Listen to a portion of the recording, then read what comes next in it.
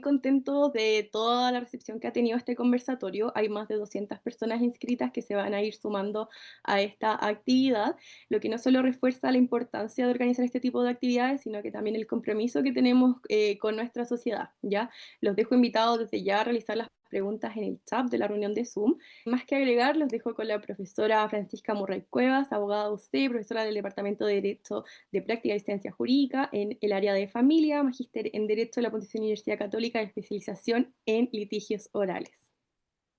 Hola Profesora. a todos, bienvenidos a los dos profesores. Y ahora brevemente comentarles un poco de la estructura del conversatorio. En una primera parte, los expositores van a realizar una presentación sobre el tema y vamos a conversar sobre esas mismas preguntas que le vamos a ir elaborando.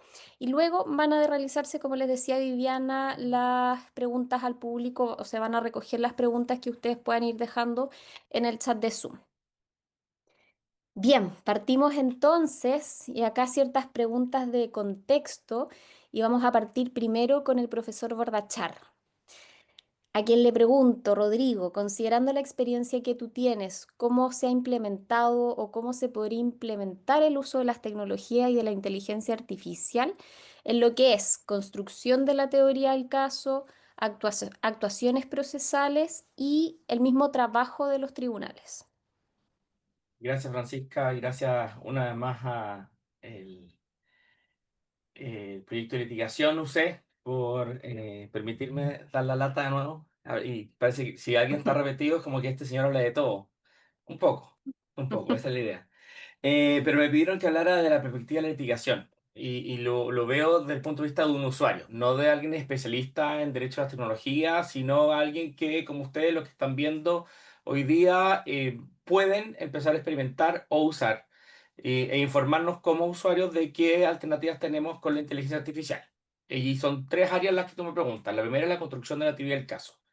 Si lo vemos desde la perspectiva de lo que es el diseño de la teoría del caso, eh, es importante señalar que estamos definiendo, cuando estamos asumiendo la defensa, sea como parte acusadora o como defensora, de cómo se dieron los hechos y qué pasó. Es una visión a partir de la prueba o la evidencia que es probable o presentable en un juicio.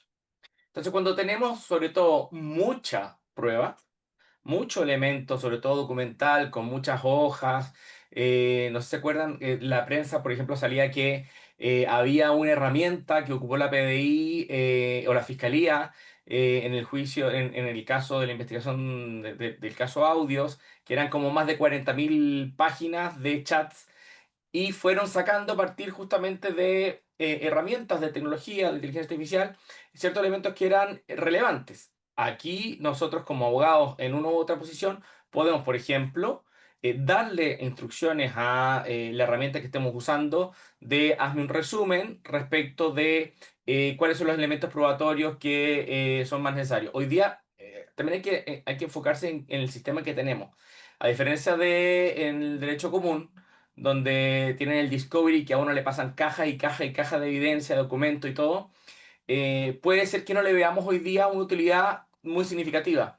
Pero cuando tienes que analizar millones y millones y millones de páginas, millones y millones de correos electrónicos, millones y millones de evidencia, la ayuda, y sobre todo en términos de costo, de la inteligencia artificial es muy relevante. Entonces, a partir de eso, podemos empezar a definir cuáles son los caminos que tenemos para poder determinar una teoría del caso. ¿Qué cosas pueden ser, por el otro lado, negativas de esto? Es que no solamente sea para determinar la evidencia, sino también, por ejemplo, en la predictibilidad que tenemos respecto a ciertos hechos, conductas y la eventual condena o sentencia favorable o no que vamos a tener. Entonces, cuando tenemos que decidir si, yo no soy penalista, pero desde el punto de vista de hoy día que está tan de moda el día de ayer, sobre todo con Sierra Bella, antes de ayer, la decisión de no perseverar es, ¿me voy a un juicio con esta evidencia? Mira, con esta evidencia las probabilidades de que pierda son mucho mayores, por tanto, voy a desistir de iniciar una acción penal o de acusar, por ejemplo. O en términos de los abogados civiles, que empecemos a utilizar, ahí, por ejemplo, en España, Thomson Reuters tiene en su sistema de tecnología eh, por ejemplo, tú tienes un juicio de arrendamiento en tal jurisdicción, revisa, te cruza toda la información de los fallos de los jueces de esa jurisdicción y tú puedes empezar a saber si te conviene o no te conviene demandar.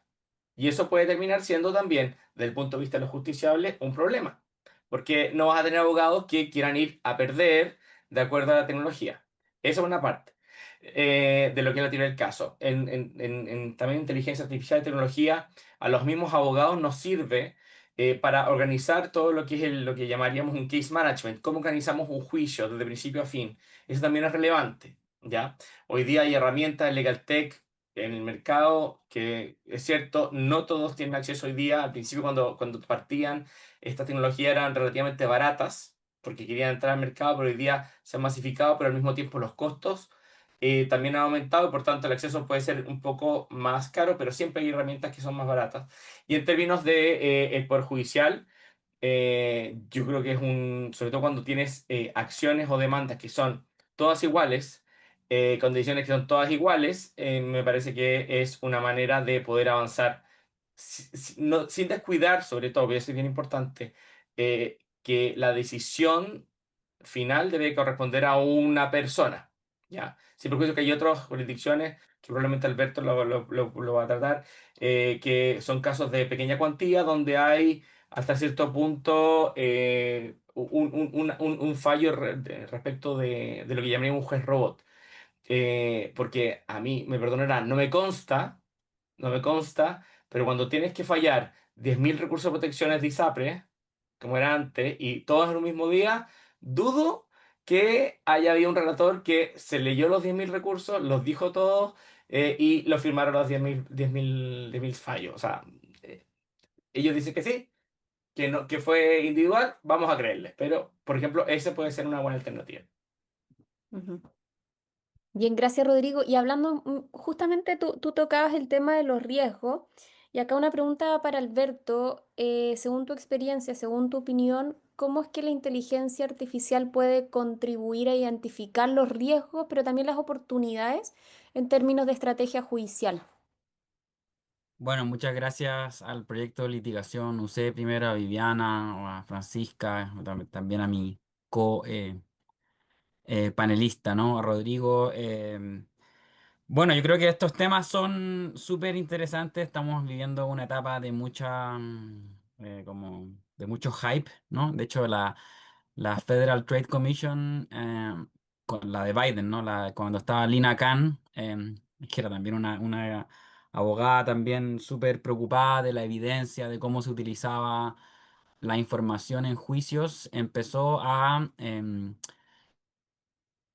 procesos investigatorios, o sea, investigativos o básicamente procesos administrativos sancionatorios a todas las empresas que em, promocionaban el uso de inteligencia artificial para, por ejemplo, el análisis de grandes cantidades de datos legales o, por ejemplo, para la predicción de fallos, ¿no? De cómo va a fallar la corte, que eso que también está bien de moda en Estados Unidos. Y más o menos lo que quedó en la esfera pública es la idea de que la inteligencia artificial, no, sí, Sí. que la inteligencia artificial predictiva tiene muy malos estándares desde el punto de vista de la validez científica, de la confiabilidad. Eso por un lado, pero por otro lado está el uso de la inteligencia artificial generativa, ¿no? Y yo creo que esa primera distinción yo creo que es súper importante hacerla. Es decir, por una parte el uso de grandes modelos de lenguaje, ¿cierto? Como ChatGPT, DeepSeek o Hugging Face o todas estas nuevas tecnologías que nos ayudan sobre todo en el análisis documental, pueden ser muy buenas compañeras del ejercicio de la profesión legal y del diseño de estrategias judiciales, pero cuando hablamos del uso de herramientas de inteligencia artificial predictiva, es decir, modelos de predicción acerca de la conducta humana en el futuro, de acuerdo con cierto tipo de bases de datos de entrenamiento, hasta el momento creo yo ha funcionado relativamente mal. Es decir, hay muchos buenos casos de precisión, pero que es una precisión que solo se explica según la propia validez de los datos de entrenamiento, pero que no nos dice nada acerca de cuándo ese mismo modelo se aplica a realidades o a hechos o a bases de datos que no necesariamente se relacionan con las bases de datos de entrenamiento. Yo creo que ahí, por ejemplo, hay un gran proyecto que se llama AI Snake Oil, que es como está hecho por Solón Barocas y varios otros expertos que básicamente son abogados y científicos, muchos que trabajan en Microsoft. Y lo que han dicho es que en general ahí el trabajo del experto es irreemplazable aún, al menos por el momento, ¿no? Es decir, que es importante, porque, por ejemplo, el uso de inteligencia artificial generativa como complemento de la práctica legal, sobre todo en el diseño de estrategias judiciales, ha mostrado ser mejores abogados que solamente usan su propia expertise, ¿no? Eso está, hay varios experimentos que, por ejemplo, han mostrado con RCTs, ¿no? Con estos como experimentos aleatorios, ¿no? O sea, o randomizados, ¿no? Es decir, que hay un grupo de control y hay un grupo que, por ejemplo, al que se le da, o sea, hay un grupo de experimento y hay un grupo de control. Pero por otra parte, cuando uno empieza a ver los casos en que se ha tratado de utilizar inteligencia artificial predictiva, es súper importante que haya algún criterio Mm, experto, algún criterio profesional. Y aquí solo termino con un ejemplo, el caso del Ministerio Público. El Ministerio Público actualmente usa un algoritmo que automatiza la evaluación del riesgo de las víctimas de violencia de género en delitos BIF, ¿no? Y que establece una probabilidad de revictimización de las mujeres que denuncian a sus parejas hombres por delitos, o sea, por hechos constitutivos, o sea, hechos de violencia intrafamiliar que son constitutivos de delito, ¿ya?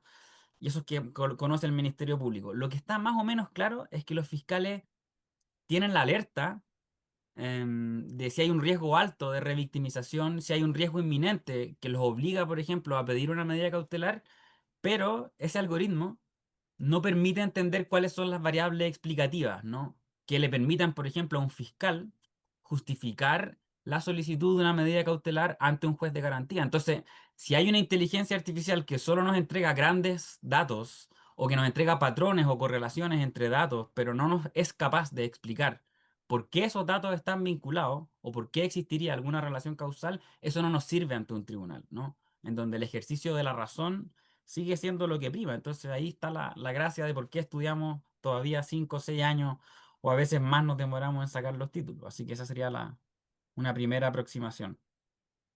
Bien. Gracias Alberto, gracias Rodrigo. Y ahora hablando más de la implementación de la tecnología en los juicios orales, ahí al profesor Bordachar preguntarle cuál en su criterio son las tecnologías que más se están utilizando en los juicios orales actualmente.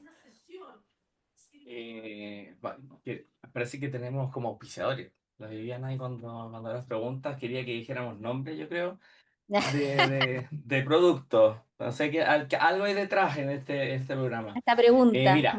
Mira, en lo que yo he visto mucho, pero también es cuestión de que uno vea en la práctica, son, por ejemplo, todos los que son los transcripts, que normalmente antes, ¿se acuerdan? Estaba la estenotipista en las películas. Hoy día mucho de eso es audio traspasado con inteligencia artificial y te lo transforma en un texto. Entonces te ahorra mucho tiempo. Evidentemente, ese tipo de tecnología varía la calidad con el costo.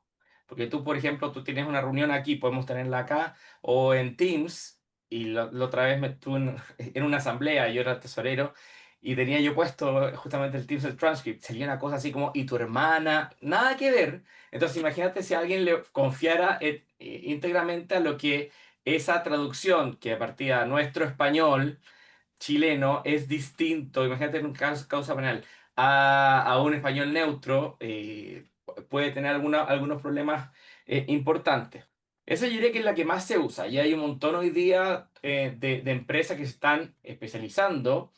Yo siempre uno ve como abogado ve lo malo, que pueden tener de repente conflicto de interés, porque tú dices, ya, voy a meterme en los temas de arbitraje. Los arbitrajes son confidenciales, ¿verdad? Pero resulta que ¿dónde va? Y vamos, el tema de protección de datos también. ¿Dónde va, digamos, el texto que deriva de una transcripción de un testimonio? por ejemplo. Hay de repente mismas empresas que pertenecen a grupos de árbitros, etcétera. Ese por una parte. Después tiene otros que son que los vi el otro día. Tuvimos un taller bien entretenido en la facultad, junto con una institución en la que formamos parte, de Legal Design, y nos mostraban varias soluciones de inteligencia artificial que podían usarse en los juicios. Por ejemplo, hay uno que se llama Harvey, que si tú te metes a internet a revisar, no te da muchas luces de lo que hace, ¿ah? Pero si te metes a YouTube puedes ver las funcionalidades, ves quiénes son los clientes y son los estudios de primera línea del mundo. O sea, han sistematizado su trabajo no solamente en lo que es gestión, por ejemplo, de administración, sino también, por ejemplo, te dice, dame información sobre este documento, cuáles serían los principales temas que yo podría hacer en una demanda, o cómo contesto esta otra. El otro que es como el más como conocido es uno que se llama Ross, como la tienda de ropa así oferta en Estados Unidos. Esa es la otra que es como de la súper famosa. Y como aquí un poco me pillaron volando bajo cuando acepté esta invitación, traté de hacer algo parecido, pero con los sistemas que hoy día tenemos, que cuando tienes, por ejemplo, Nova, inteligencia artificial de ChatGPT toda junta, me metí a probar todas las alternativas que me da, y a partir de una apelación que tuvimos en la oficina hace un par de semanas, subí el archivo de la apelación y le pedí que me hiciera el alegato. Ujú. Según la herramienta variaba la respuesta. ¿Ah? O sea, había unas que, por ejemplo, decía honorable corte, traspasando mucho lo que era el modelo gringo. Y después tú, es muy importante un concepto que lo aprendí hace un par de meses, el prompt, que es como la instrucción que tú le das a la inteligencia, la pregunta. Entonces, eso es muy importante para que no se desvíe. Entonces le dije, no, quiero que lo digas de esta manera y que como yo me anoté por 15 minutos o 20 minutos, quiero que me lo distribuyas en tal tiempo. Obviamente no era un alegato que uno pudiera leer como discursivamente, sino que te lo estableció como esquema y dividió cada una de las etapas del alegato por minutos.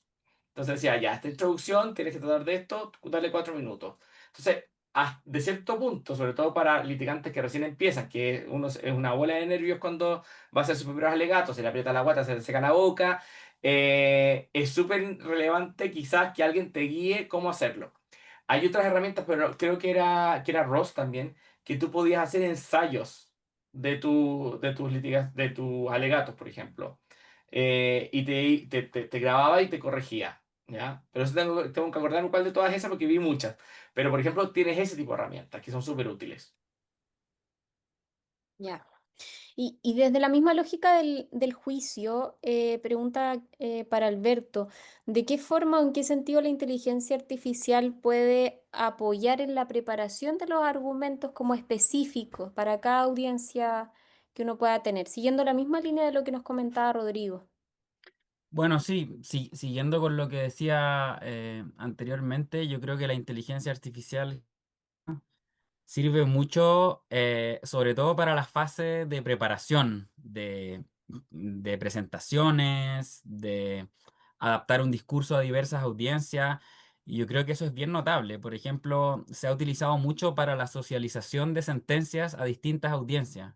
Por ejemplo, cómo explicarle un fallo a un niño de 5 años, o cómo explicarle un fallo a los medios de comunicación, etcétera, etcétera. Entonces, yo creo que la posibilidad de adaptar discursos de acuerdo con las distintas audiencias, de hacer juegos de roles, eso es algo que es bien, bien potente en el mundo de la inteligencia artificial generativa, ya ha demostrado ser súper útil para, por ejemplo, preparar contrainterrogatorios, ¿no? Para que, como decía Ethan Mollick en un libro muy bello que se llama Cointeligencia, que se llama Vivir y trabajar con inteligencia artificial, que yo lo paso en mi curso también en el college, que tengo un curso de tecnologías y derechos fundamentales. La mayoría de mis alumnos quieren irse al mayor en derecho, en todo caso, así que hay mucha autoselección.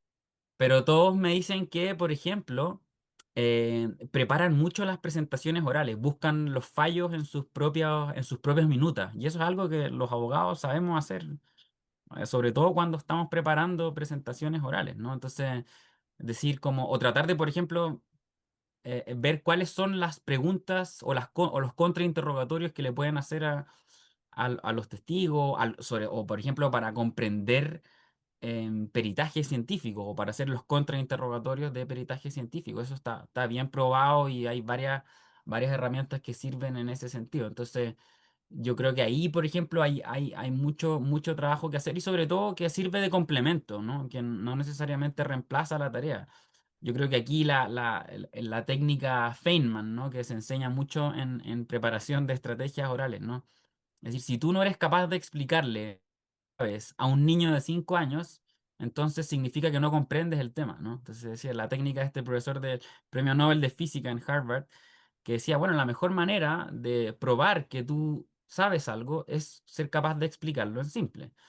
Y para eso creo que ChatGPT o DeepSeek o Hugging Face, que yo recomiendo usar mucho más que las otras, o más que Anthropic o Claude o todas las que han salido, son muy buenas en eso, ¿no? En tratar de adaptar discursos a diferentes audiencias y en ser abogado del diablo. Yo creo que estas herramientas son grandes abogados, abogadas del diablo, ¿no? En el sentido de que te ponen en la peor versión, en la mejor versión, en el mejor escenario, en el peor escenario. Y ahí hay mucho que avanzar. Yo lo que he visto hasta el momento es que todos los algoritmos públicos y privados que se están utilizando en litigio eh, todavía pecan de algo que el abogado es capaz de leer, que son los tiempos, son los momentos, son otro tipo de factores que influyen, ¿no? Súper harto en este tipo de juicios. Así que todavía, al menos como dicen todos los estudios, todavía no hay riesgo de reemplazo y todavía sigue valiendo la pena estudiar derecho, al menos, al menos por lo pronto. Bien, y comentando un poco ahora lo que Rodrigo nos comentaba, los prompts. em, ¿Qué desafíos existen para efectos de garantizar la precisión al usar la tecnología aplicándola a, no sé, la teoría del juicio, la teoría del caso, perdón, o actuaciones procesales?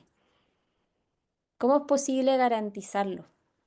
O sea, esto de lo que yo vuelvo a insistir como usuario, ya sé, Alberto me sobrepasa infinitamente el conocimiento ahí, pero yo te diría que hay dos variables que uno tiene que considerar. La primera es no confiar a ciegas en la inteligencia artificial. Le voy a poner un ejemplo. Nos tocó hacer un curso de litigación, un OPR, a los alumnos de cuarto y quinto.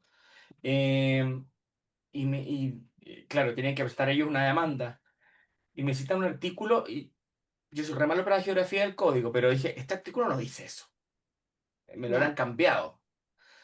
Y lo primero que hice, por defecto, para no ir a buscar el código, todo fue meterme a Google. Y puse artículo tal, código civil.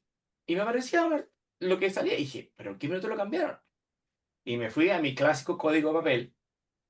Y con el código, no estoy hablando muy antiguo, el código del año anterior. Y no decía, era lo que yo pensaba que era. Entonces, tú dices, a ver, aquí quisieron, probablemente pusieron la instrucción de esta manera y le salió este artículo que dice una cosa totalmente distinta. Y uno, que ya es más viejo, se pone a ver, me puse a ver todas las instrucciones, por ejemplo, que salían en Google y efectivamente eso era una propuesta como de un proyecto de ley del año 95 que nunca vio la luz, pero ellos confiaron ciegamente en que esa era la respuesta.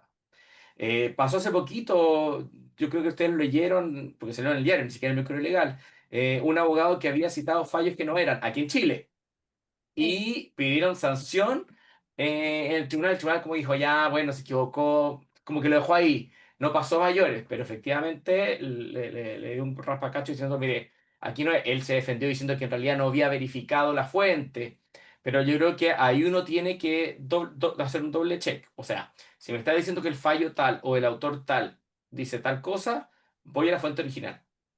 También Mm, el tema de los prompts, no sé, como empecé a buscar en esto, me empezó a salir hasta en LinkedIn ciertas cosas. Y me salió un abogado, creo que era colombiano, que él decía, había hecho una especie de guía de cómo usar inteligencia artificial en lo jurídico. Entonces, él decía, ya, cuando suenan documentos, denle estas instrucciones, que era, solamente, porque él decía, necesitaba comparar dos contratos que tenían como, a los gringos, 1000 páginas cada uno. Entonces, no tengo cómo ver porque no me pusieron los control de cambios. Dime, por favor, cuáles son los cambios que hay. No inventes datos, era como la primera instrucción. dime qué hay de cambios, no saques ninguna información aparte de la que yo te dé. Entonces le dio las instrucciones precisas y después hizo la corrección hecha humana y era prácticamente las mismas, detectó los mismos cambios, o sea, no hizo ninguna modificación del otro lado. Yo creo que está en saber preguntar, qué preguntar, verificar, que esto no solamente es cuando es un fruto de inteligencia artificial o de un procesador o de la tecnología. O sea, a uno, ¿cuántas veces le toca ver una demanda que te dicen, Alessandri, tal libro, página tal, decimos, ya, voy a ir a mirar por si acaso. O que lo que nos pasa de común, cuando te citan un fallo, tu contraparte, uno tiene que irse a la fuente para saber si citó la parte considerativa o está citando la parte resolutiva, porque es bien distinto cuando dice, el demandante dijo tal cosa y te lo toman como parte del fallo. No es mentira, es parte del fallo, pero no es lo que sirve, porque a lo mejor el considerante siguiente dice, no obstante aquello, es esto otro. Entonces, no miente, pero no es correcto. Yo creo que también hay que mantenernos en lo que es la fuente, revisar, cruzar, porque, como dijo Alberto, hay un tema también de sesgos y algoritmos que empiezan a jugar, de cómo se prepara. Y esto igual que un niño. Tú tienes que darle la información e ir corrigiéndolo. Lo mismo que te decía cuando me hizo el alegato diciendo, Honorable Corte de Apelaciones de Santiago. Entonces, no, el trato es ilustrísima. Después, señores ilustrísimos, miembros de la Corte. No, tienes que en singular. Y fue, oh, gracias, lo voy a corregir. Y lo corregía. Entonces tú tienes que ir, no quedarte con la primera respuesta que te da, sino también ir nutriéndola para que se vaya perfeccionando. Bien. Y hablando ahora de la información sensible que se puede presentar en los juicios y el uso de la tecnología, ¿qué medidas de seguridad se pueden implementar para protegerlo? Pregunta para Alberto. Sí, yo creo que aquí, o sea, tal como decía Rodrigo, es evidente que vamos a ver una masificación de cursos de cómo hacer prompts, así, de técnicas, tips, etcétera. Ya están todas Uy, las... Alberto, están vendiendo por Instagram, me salió otra Sí, vez así no. como prompts para Sí. abogados. Sí, no, sí está repleto. Estamos viviendo aquí la era como de la moda y estamos así, hay mucha oferta para eso. Pero yo creo que aquí quiero relevar esto porque detrás de la pregunta de Francisca está la cuestión ética, ¿no? El ejercicio ético de la profesión. Yo creo que hay muchas de las labores de los abogados que se van a automatizar, ¿no? Partiendo por la gestión del caso, ¿no? Por ejemplo, el case management o el análisis de grandes cantidades de documentos o por la generación de alertas, por ejemplo, sobre todo para la fiscalía, la defensoría, varios de los algoritmos que yo he estado estudiando son súper útiles para eso, ¿no? Para la gestión, el cruce de información. Y que son tecnologías, claro, que tienen que ver mucho con la gran cantidad de datos que tenemos y con la capacidad de procesamiento que hoy en día tienen como la computación moderna, ¿no? Pero aquí entonces, claro, la pregunta es, si hoy en día es súper fácil para una persona echar a andar un estudio de abogado, no se requiere mucha labor administrativa, ¿no? Porque el case management yo lo puedo externalizar. No se requieren procuradores en principio, ¿no? No se requiere, no, o sea, no se requiere mucho activo fijo, ni siquiera se requiere una oficina física para echar a andar una oficina de abogado, ¿cierto? Entonces la pregunta es cuál va a ser el valor agregado de un abogado en el futuro. Va a ser la dimensión ética, va a ser mucho más parecida a la relación de un psicólogo con su paciente. La relación del abogado con su cliente va a decir, oye, mira, muchas de las cosas que yo te voy a ofrecer las voy a hacer con ayuda de inteligencia artificial. Ya no voy a facturar por hora. De hecho, hace como 3 meses sacó la International Bar Association, sacó un informe bien grande sobre el impacto de la inteligencia artificial. Le dijo aquí, los abogados que sigan cobrando en UF por hora realmente van a salir luego del mercado, ¿no? Aquí vamos a avanzar hacia otro tipo de tarificación, ¿no? Por el hecho de que hay muchas de las tareas que están automatizadas, va a ser qué es lo que nos va a distinguir como abogados, como abogadas, en esta era de la automatización de procesos, va a ser la relación de confianza. Mira, yo te voy a garantizar que todos los documentos que procese a través de, por ejemplo, modelos de lenguaje, yo los voy a chequear, yo los voy a revisar, yo te voy a ofrecer un servicio mucho más amplio del que te ofrece alguien que solamente se dedica a ofrecer o automatizar procesos y a generar, aumentar la cobertura, ¿no? Entonces, claro, quizás va a haber un trade-off. Van a haber algunas oficinas que van a decir, yo voy a aumentar la cobertura de servicios legales a personas que previamente no tenían acceso a esos servicios, pero esos servicios van a ser de peor calidad, ¿no? Porque el tratamiento no va a ser individualizado, ¿no? Por ejemplo, van a haber muchos abogados en materia de consumidor, en Estados Unidos hay muchos abogados en materia de grandes litigios, por ejemplo, ¿no? Los que se dedican a recursos de protección en materia de ISAPRE, ya podrían haber hecho esto, podrían haber automatizado esto con mucha mayor diligencia. Pero la pregunta es, bueno, la pregunta por la masividad o por el aumento de la cobertura versus la pregunta por la calidad. Y en la pregunta por la calidad yo creo que hay algo que nos va a distinguir en el futuro a los buenos abogados, a las buenas abogadas, va a ser la dimensión ética. Yo voy a garantizar que nada de lo que salga de acá va a ser solamente hecho por la máquina. Y ahí hay una dimensión súper potente y también una cuestión mucho más integral que se está olvidando, creo yo, en algunas de las facultades de derecho, que es como ser mucho más como insistente en el tema ético, ¿no? ¿Qué es lo que nos distingue como abogados, ¿no? Que es como de tratar de ser lo más honestos posibles con nuestro cliente, o sea, ya no podemos cuentearle tanto, ¿no? Si hoy en día hay APIs que tienen toda la jurisprudencia administrativa y judicial de la DT y que más o menos pueden entregarle alguna orientación al cliente, la simetría de información se redujo radicalmente, ¿no? Entre el cliente, ya no podemos hablarle al cliente en jerga em, abogacil para tratar de cobrarle más, ¿no? En ese sentido va a ser bien interesante. Por ejemplo, el cómo tratamos la información sensible va a ser un punto, una dimensión ética como evidente, ¿no? En cualquier tipo de abogado que quiera ofrecer servicios en la era de la automatización. Y ahí pregunta Alberto, porque en el fondo cuando uno ingresa alguna información dentro de una inteligencia artificial, tú la alimentas con ese dato sensible, ¿o no? Por Sí. ejemplo, un caso de familia, ponte tú, no sé. No, Si tú está claro, o sea, eso ya está bien.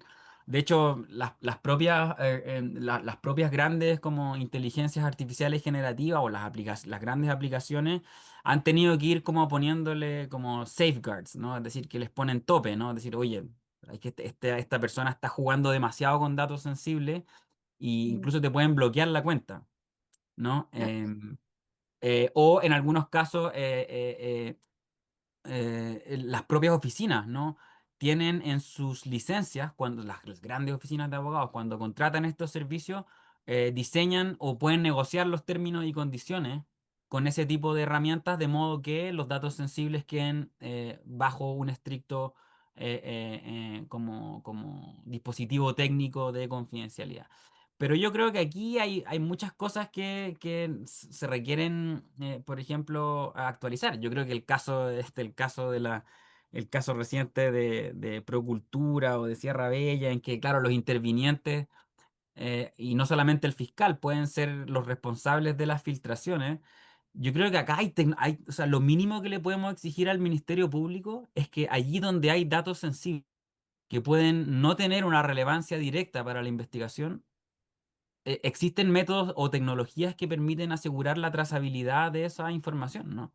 Entonces, como los algoritmos hash o qué sé yo, o las tecnologías de blockchain, hoy en día es posible técnicamente saber quién fue el que filtró un documento que tiene, por ejemplo, información sensible. Yo creo que lo mínimo que le podemos exigir al Ministerio Público es un mínimo de seriedad, ¿no? En el respeto de documentos que son súper importantes, que contienen información sensible y que pueden ser súper perjudiciales, ¿no? Ya estamos, yo creo que ya yo estoy viendo de sobra.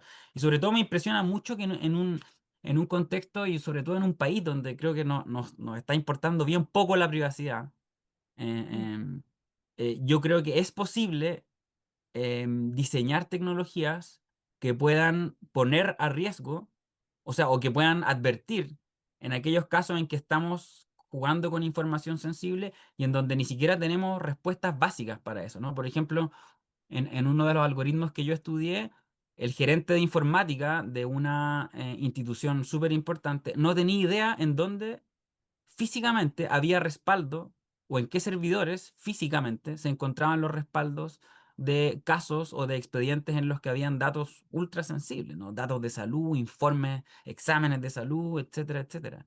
Fotos, videos, etcétera. Muchas cuestiones que son evidentemente datos sensibles según la ley de protección de la vida privada y que deberían exigir un tratamiento acorde al estándar técnico más adecuado que hoy en día no existe. Entonces, de repente ponemos mucho la esperanza en la inteligencia artificial, etcétera, etcétera, pero ni siquiera tenemos preguntas básicas, o sea, ni siquiera tenemos respuestas a preguntas súper básicas, que es, por ejemplo, ¿en dónde existe una copia de respaldo de esos datos? ¿No? ¿En qué servidor? ¿En la nube? ¿En un servidor físico de las propias instituciones, etcétera, etcétera? Entonces, eso es súper importante. Yo ayer estuve en los data centers de toda la Universidad Católica, hicimos una visita con mi curso.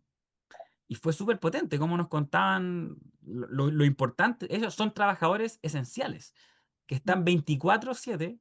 O sea, en la noche los pueden llamar si es que existe algún arma, alguna alerta que dé cuenta de que hay una inseguridad en la infraestructura física de la que dependen los datos.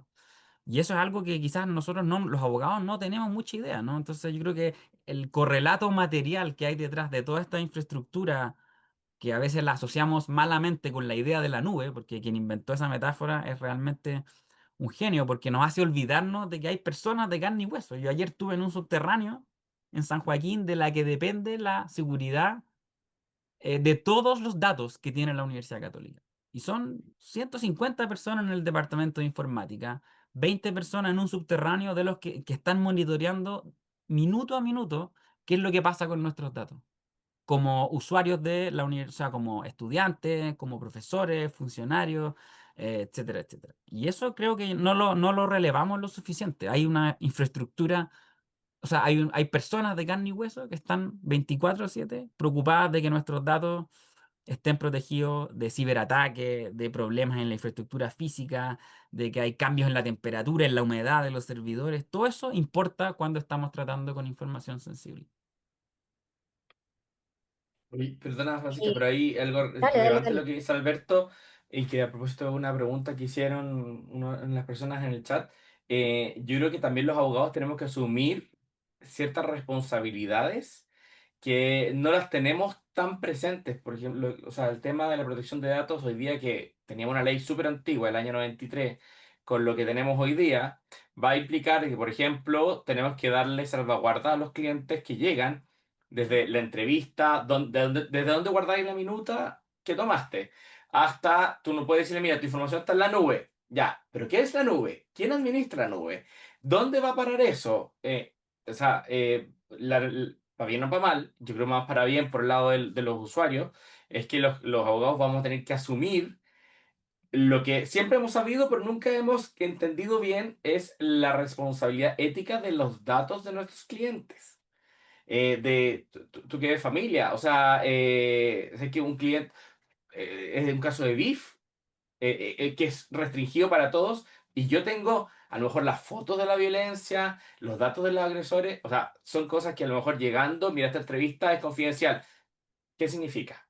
Ya, vamos a tener que quizás hacer un non-disclosure entrando. Vamos a tener que hacerlo de una manera distinta. Y vamos a tener que asumir que la tecnología tiene cosas buenas y cosas que a lo mejor nos dan lata, pero tenemos que asumir las que son parte del negocio. Y en ese sentido, una pregunta por la hora para cualquiera de los dos. En términos de las dificultades éticas de la deliberación del caso en sí mismo, ¿en qué sentido la tecnología o qué se puede hacer para salvaguardar que la tecnología reemplace esa deliberación ética? Porque también me imagino que es una posibilidad, ¿o no? ¿O necesariamente la inteligencia artificial va a renegar cualquier tipo de ética que pudiese aplicar? ¿Qué pasa si uno le enseña, por ejemplo, patrones o principios éticos a la tecnología, al uso de la tecnología? Eh, Cualquiera de los dos. Pregunta abierta o por sea, la pregunta me queda demasiado grande. Yo creo que Alberto la puede contar mejor. Yo te puedo decir la deliberación del punto de vista del general, no tanto la abogado. ética.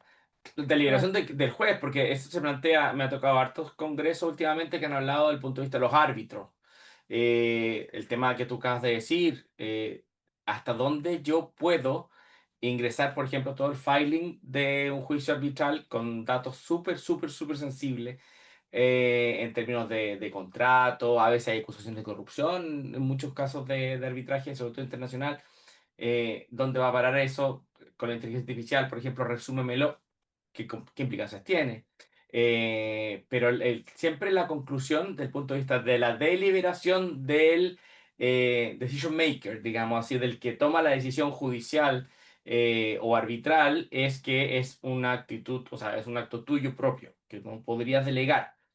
Sí, en temas teóricos, por ejemplo, volviendo al tema de la deliberación, no tanto la ética, que tú podrías darle en ciertas causas de una cuantía muy baja la opción de que sea un robot o incluso hay uno que se llama Cleros, que es un sistema de mediación y de arbitraje en línea para pequeñas disputas, donde, que es un tema también de blockchain que le permite, tú ingresas tu causa, tienes la contestación, y digamos que hay una especie de jurado popular que va determinando quién tiene razón. Por ejemplo, ahí tú tienes una delegación, no tanto en inteligencia artificial, sino en cómo dispusiste de los sistemas tecnológicos para que terceros resolvieran siempre disputas de baja cuantía, no son mayores. O que tú puedes decir, mira, ¿sabes qué? En temas de predictibilidad, resuélveme el asunto porque es poquita plata, consumidores, un tema bien, bien, bien recurrente. eh, Podrías, si tú aceptas ese riesgo, aceptar que delegar, digamos, la función de juzgar o decidir a un patrón de inteligencia artificial. Pero en todos los, digamos, procesos, derechos fundamentales, acciones civiles, penales, la deliberación, que ya humanamente tiene riesgos de error, no Mm. podrías dejársela a, desde el punto de vista, aquí sí que es ético, a una máquina. Ujú. Siempre desde el Sí, punto de yo vista voy a de agregar usuario algo, correcto. perdón, algo súper, súper, súper, súper de acuerdo con Rodrigo y voy a agregar algo muy cortito para darle también espacio a la gente ahí que quiera hacer preguntas, pero eh, o sea, si hay algo que a los abogados nos hace ruido, es que en verdad, porque nosotros escuchamos todo el rato inteligencia artificial ética, confiable, responsable, está lleno de cursos de una IA ética, una, etcétera, etcétera. Pero los abogados sabemos que aquí hay responsabilidad extracontractual, hay responsabilidad contractual, aquí hay que responder por los daños. A nosotros no nos enseñan en términos, o sea, nosotros asumimos que la ética, o sea, que el ejercicio ético de la profesión es una pauta de conducta para no incurrir en una responsabilidad que eventualmente puede derivar en una responsabilidad jurídica, ¿no? Es decir, entre tener que hacerse cargo de daños que injustamente mi conducta generó en terceras personas, ¿no? Esa es como la base de la responsabilidad que nosotros aprendemos en las facultades de Derecho.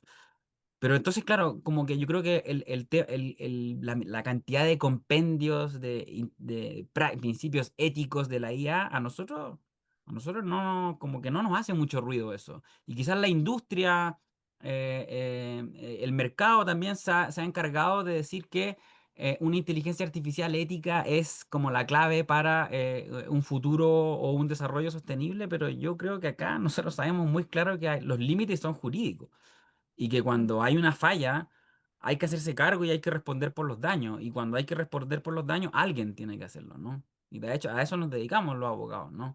No estamos lidiando meramente con problemas éticos. Entonces, cuando hablamos de delegar la deliberación ética, bueno, yo a la inteligencia artificial, ¿no?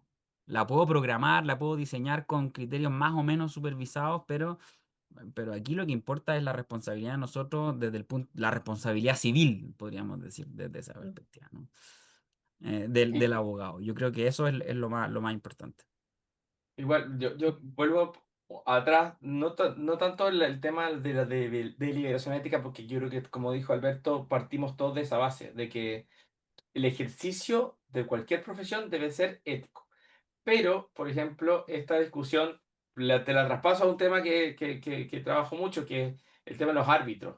Cuando dicen, No, pero es que el arbitraje internacional, por ejemplo, es sin recursos. Pero ¿cómo vamos a dejar que una persona natural, que no es un juez de carrera, decida en única instancia y se equivoca? Bueno, pero este ejercicio de tu libertad. O sea, si tú, por ejemplo, el día de mañana quieres, tenés el derecho de irte a un juicio que se puede demorar X, te da la opción un sistema judicial de multipuertas, y mira, sabes que para disputas hasta 1 millón de pesos, que aunque uno no crea, hay, tienes la opción de que no justicia robot. ¿Quiere hacerlo? Bueno, es gratis, sí. Ok, hice el ejercicio de libertad. Y yo me arriesgué a eso. Te hago el paralelo. Incluso las cifras pueden ser excesivamente distintas, pero la misma discusión que tenemos. O sea, que discuten de que, ¿por qué, por ejemplo, Alberto, alguien lo eligió de árbitro? Bueno, y qué sé yo, puede ser excelente, puede ser malo, no sé, X. Pero me arriesgo, decidirme y ejercicio de mi libertad. También no hay que dejar de desconocer el ejercicio que tenemos como seres humanos, como de dejar de estar paternalistas en el ejercicio de esos derechos. Eso es como una reflexión final. No sé, bueno, no sé final, porque vaya a tener otra pregunta probablemente. No, ahora por el tiempo le damos la palabra, gracias Rodrigo, gracias Alberto, le damos la palabra eh, al público. Ahí, Viviana, no sé si tú seleccionas las preguntas, las selecciono yo. Dale, Francisca, si quieres eliges tú una pregunta y después Ya, hacemos la pregunta de cierre reflexiva. ya. Tenemos cuatro preguntas. Voy por la segunda, la que hace Rodrigo Cortés, que él pregunta, ¿ven como un peligro el uso de la inteligencia artificial en materias judiciales que son de contenido privado y que eventualmente podrían ser filtradas? Creo que, Rodrigo, quizás esa pregunta ya la respondió Alberto, quizás no directamente como tú la estás planteando, pero no sé si quizás lo damos mejor por respondido para abarcar ciertos temas que no estén resueltos ya. Ahí voy a la pregunta que nos hace Natalia Vallejos. Dice, en esta era de tecnología, ¿qué herramientas podrían recomendar para la revisión de causas de litigio, etcétera? Si podrían dejarlo por aquí, muchas gracias. En el fondo está pidiendo un tip. ¿De qué herramienta, qué tecnología se podría usar? Yo no estoy auspiciado Eh, por ni una, pero Nadie tiene ahí un logo detrás. no, pero sé que me queda la duda con la pregunta, porque la estoy leyendo, es como para revisar La causa, de como que te Natalia. vaya avisando, ¿sí? Que te vaya avisando, porque yo conozco una sola, el case pero, management, claro, los case Claro, que sí, la tracking. como revisión de causa case como tracking. case tracking. Claro. No sé si Sí, que quizás está cada día más Natalia caro para que le te, vean, para que lo vean Sí. ellos, para que para que empiecen a ponderen. revisar eso. Sí, yo que fui de los primeros, me lo corté por caro. Ya. Pero la otra opción es programar uno la suya. Si es súper fácil conectar, o sea, programar una plataforma que esté conectada, por ejemplo, con la plataforma del Poder Judicial y que te vaya avisando las causas que tú vayas ingresando. Tú puedes hacer Oye, eso sería tu re propio interesante programa. porque lo que tú Está dices, interesante y porque difícil. no, es que sabes que uno tiene como que se hace la idea de que cómo voy a desarrollar un software Eh, para tal cosa, pero en realidad hay un montón, no estoy diciendo que uno explote a las mentes jóvenes que salen recién de programador, nada, pero hay un montón ¿No? de proveedores que tú les puedes decir, mira, tengo esta idea. Para tu oficina, por ejemplo, sabes que mira, tú ves familia, necesito algo que me asocie toda mi agenda de audiencias automáticamente con mi Outlook, no sé, algo tan sencillo como Sí, eso, o cómo ingresar, por ejemplo, tú tienes una entrevista, lo que me pasa, yo uso el cuadernito cada vez que viene alguien a la oficina, y resulta que hoy día, y viene 3 meses después, resulta que ya estoy en el cuaderno 3, entonces, ¿dónde lo anoté? Pero hay un montón de herramientas que tú puedes decir, ya, cuando tengo una primera entrevista, voy a anotar este sistema y, y tú puedes, tenés un montón de gente en el mercado que te puede ayudar a desarrollar. A lo mejor tú decís, ¿sabes qué? Esto es un buen negocio. Podríamos inventarlo y a lo mejor lo prototipamos algo, diseñemos en conjunto. Y uno tiene que quitarle el susto a un lenguaje sí, que no conoce. Yo creo que eso es súper bueno, súper bueno. Porque uno espera que los demás lo hagan para después comprarlo. Y te van a claro. vender más caro. Mm. exacto. Sí, hay mucho de eso, ¿no? De que hay mucho prompt to code ahora que está de moda, la idea de que no hay que ser programador para programar, ¿no? Entonces, ahí uno puede ir probando y no es tan difícil ir entendiendo la lógica que está detrás de los lenguajes de programación, que Hay un curso básicamente Coursera supone... gratis ¿Mm? que te lo puedes Sí, tomar claro, sí. de la Católica, Introducción en la Programación. No, un case tracker yo Ya. creo que no es tan complejo de hacer, al menos si uno tiene pocas causas en los mismos tipos de tribunales, etcétera. No, no. Exacto. Te sirve más ese tipo de masivo poder buscar cuando tenéis muchas causas y que estáis avisando. Pero cuando tienes, no sé, 20, 30, 40 causas, que es lo que humanamente una persona sola puede llevar. Claro. Bien. Oigan, ahí William Butto nos ha hecho dos preguntas. Voy a partir, William, por la segunda. O por la primera, quizás, Alberto, en el fondo lo que plantea es en el ámbito procesal y la inteligencia artificial, si es que tiene alguna dificultad para identificar y resolver problemas éticos y dilucidar colisiones de derechos fundamentales. Ahí no entiendo bien si la pregunta va dirigida más bien al tema ético, que yo pienso que ya lo abordamos, o Ujú. a cómo la inteligencia artificial puede dilucidar colisiones de derechos fundamentales. No sé si te suena algo. Sí, o sea, yo creo que, o sea, efectivamente, si estamos hablando de grandes cantidades de datos, reglas relativamente genéricas para poder tratar esos datos, uno puede, por ejemplo, generar eh, em, eh, de criterios que hagan prevalecer una cosa por sobre la otra, ¿no? Uno puede hacer, por ejemplo, ponderaciones ex ante, ¿no? Y eso es lo que hacen, por ejemplo, las métricas de equidad estadística. Entonces, por ejemplo, en el ámbito penal, donde, por ejemplo, prima la regla Blackstone, ¿no? ¿Se acuerdan esa regla que establece un ratio de, por ejemplo, de una persona inocente, o sea, un condenado? No sé si se acuerdan de esa en derecho penal, ¿cierto? Es peor un inocente tras las rejas que 10 culpables libres, ¿no? O sea que el drama de Mm, someter a la cárcel a una persona y condenarla a una persona inocente es peor que el culpable, que un par de culpables estén por ahí libres, ¿no? Bueno, entonces ahí, por ejemplo, habría que diseñar una métrica de equidad estadística que disminuya la tasa de falsos positivos, ¿no? En cambio, por ejemplo, si yo estoy diseñando una herramienta para, por ejemplo, priorizar mis escasos recursos fiscalizadores para determinar a quién voy a ir a fiscalizar, por ejemplo, para el pago del impuesto a la renta o para recaudar el impuesto a la renta, bueno, da lo mismo cuáles sean las tasas de error, si aquí el principio maximizador es la tasa de recaudación. En cambio, si estoy haciendo un algoritmo que determine la mejor manera de proteger víctimas, por ejemplo, en el caso del sistema Alerta Niñez, ¿no? Este que determina los criterios de prioridad para determinar a qué niños yo voy a entregarle medidas de protección porque son más susceptibles de sufrir vulneración en sus derechos, bueno, ahí me da lo mismo pecar por exceso, ¿no? Es mm, decir, lo que quiero yo ahí disminuir, o sea, me da lo mismo los falsos positivos, ¿no? O sea, claro. voy a pecar por exceso, aunque quizás estoy generando otro tipo de drama. Entonces yo creo que las métricas, por ejemplo, de equidad estadística que están súper de moda para tratar de decir cuándo un algoritmo es justo, cuándo un algoritmo que se utilizan sobre todo en sistemas judiciales para determinar acceso a derechos, evaluaciones de riesgo de víctima, evaluaciones de riesgo de reincidencia, etcétera, etcétera. En todos esos casos, yo creo que la pregunta no es tanto técnica, ¿no?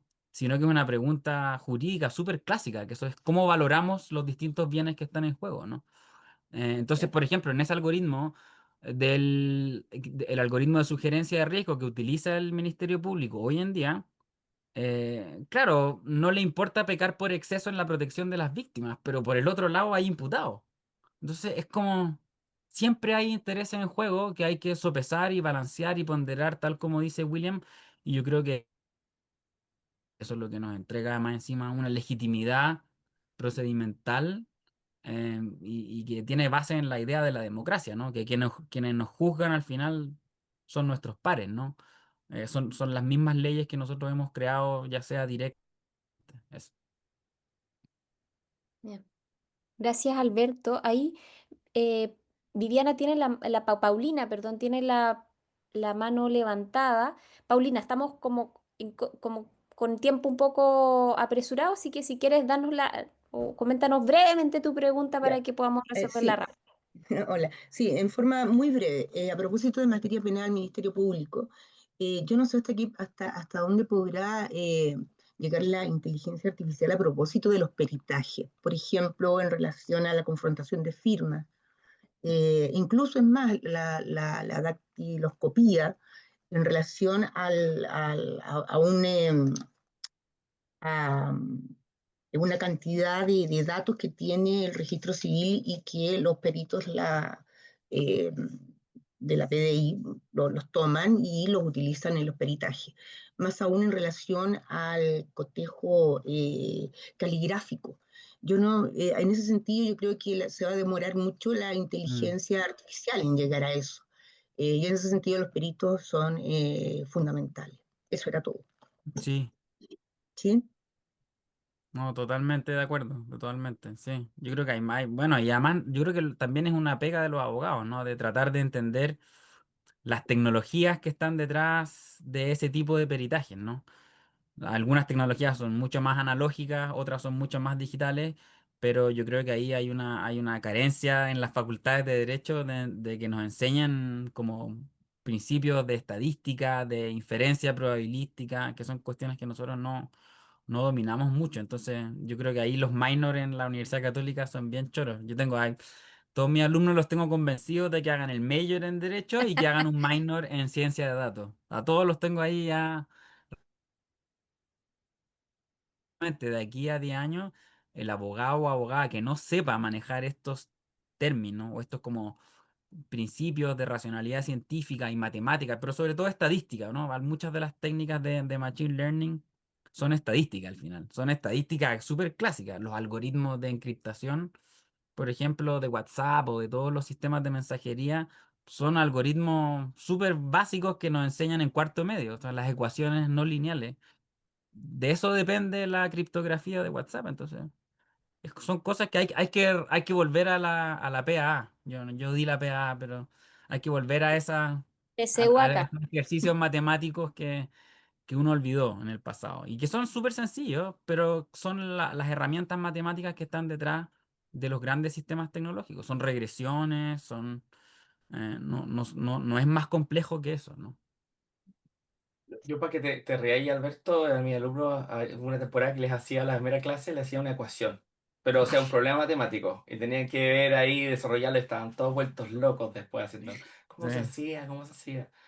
No, yo tengo, tío, o sea, confieso que me cuesta y me demoro mucho más en tratar de entender esas cosas justamente porque la profesión hoy en día va a venir mucho más cargada a ese tipo de debates, ¿no?